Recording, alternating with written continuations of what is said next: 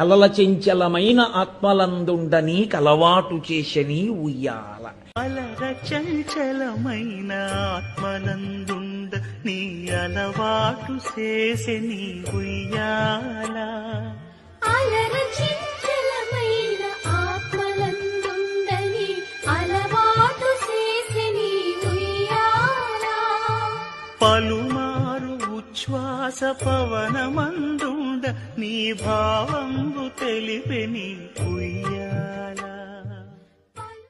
అక్కడ కాదు ఊంజల్, ఇక్కడ ఈశ్వర భావన ఊపిరిల మీద మనసు ఆధారపడుతుంది కాబట్టి ప్రతి ఊపిరిలో మనసు యొక్క సంకల్ప వికల్ప సంఘాతములు ఈశ్వర స్మరణ చెయ్యాలి.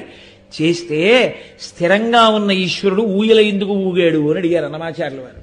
ఆయన అన్నారు, ఎప్పుడు ఊపిరి లోపలికి పీల్చి బయటికి వదిలి ఆ ఊపిరిని ఆధారం చేసుకున్నటువంటి మనసు చంచలంగా కదలడం అలవాటై ఈ లోపల చంచలమైన మనసు కలిగిన వాణ్ణి కాబట్టి ఈ మనసు వెనక నువ్వు ఆధారంగా ఉన్నవాడివి కాబట్టి నీకు నా మనసు అనేటటువంటి ఊయల ఎక్కి ఊగడం అలవాటై బయట కూడా అలా ఊంజల్ సేవలు తీసుకుని ఊగుతున్నావు కానీ లేకపోతే నీకు అది అవసరమా ఈశ్వరా అని అడిగారు ఆయన.